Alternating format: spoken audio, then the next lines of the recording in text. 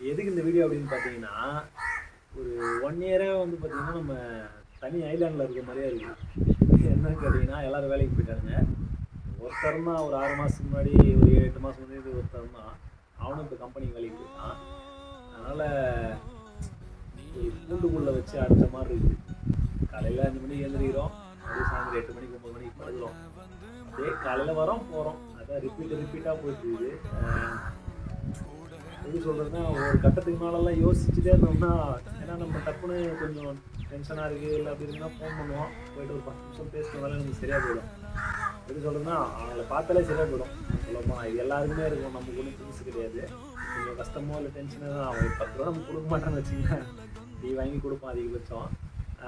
அதனால நமக்கு டென்ஷன் அவன பார்த்தாலே போயிடும். அப்படின்னும்போது நமக்கு அதெல்லாம் நம்ம நினைச்சாலே நம்மளால ஒண்ணுமே பண்ண முடியாது.